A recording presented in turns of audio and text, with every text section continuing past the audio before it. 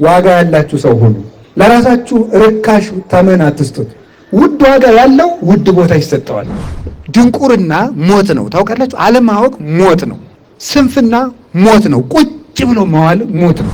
ለኔ ዋጋዬ ብር ነው፣ ለኔ ዋጋዬ ቤት ነው፣ ለኔ ዋጋዬ መኪና ነው። የኔ ዋጋ እኮ ክርስቶስ ነው። ሰው ወደ እንስሳነት ወርዷል። ሰው ወደ አውሬነት ወርዷል። ዋጋ ተሰጥቷቸው የተፈጠሩ ክርስቲያኖች ዋጋ የሌላቸው ሆኑ። አንተ ሰው ጻድቅ ነህ እንዴ?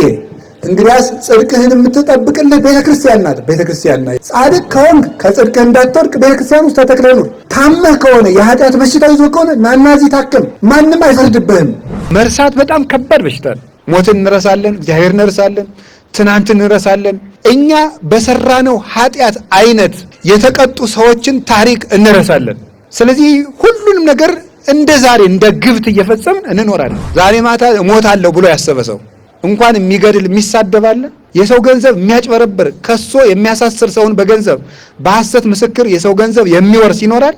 ዛሬ ማታ እሞታለሁ ቢል የዕለት እንጀራዬን እንኳን ላልበለው እችላለሁ ብሎ ይዘጋጃል እንጂ ወንጌል እጅ ያስቆርጣል፣ ወንጌል እግር ያስቆርጣል፣ ወንጌል ዓይን ያስወጣል። ይሄ ዛሬ ሉቃስ ወንጌል ብለን የምንጠቅሰው ማንም አድሮ መጥቶ የሚፎክርበት ወንጌል እጁን ተቆርጦ የጻፈው ወንጌል ነው። በየፈተታችን የየራሳችን ሰባኪ እያበጀን የየራሳችን መነኩሴ እያበጀን የየራሳችን ምንከተለው ቲፎዞ ምን ሆነው ጳጳስ እያበጀን የየራሳችን ጉዳይ እየሮጥን ቤተክርስቲያን አትሆንም። አንድ ክርስቲያን በቤቱ ጻድቅ ሊሆን ይችላል፣ ንጹህ ሊሆን ይችላል፣ ለጋስ ሊሆን ይችላል፣ ጥሩ ሰው ሊሆን ይችላል። ቤተክርስቲያን ውስጥ መተን ካልተጋጠምን ግን ቤተክርስቲያን መሆን አንችልም፣ መቆምም አንችልም፣ ቤት መሆን አንችልም፣ ክርስቶስም አያድርብንም። እግዚአብሔር ሳንቲም አይደለም የቸገረው። አሁን እግዚአብሔር የቸገረው የሱን አምሳል የተሸከመ ሰው። ትናንትን፣ ነገን፣ የዘላለም ሕይወትን፣ ፍርድን፣ አሁን ያለንበትን ሀገራችንን፣ ቤተክርስቲያናችንን እስቲ አስቡ። እውነቴን ነገስታት የሚወዱትን ሰው ከሚወዱት እንጀራ ሊያበሉት ይችላሉ። የገዛ ስጋቸውን የመብላት ነፃነት ይሰጡታል። አይሆንላቸውም፣ አይደረግምም ነገሩ። ክርስቶስ ግን ስጋውን ደሙን የመመገብ ነፃነት ሰጥቶናል።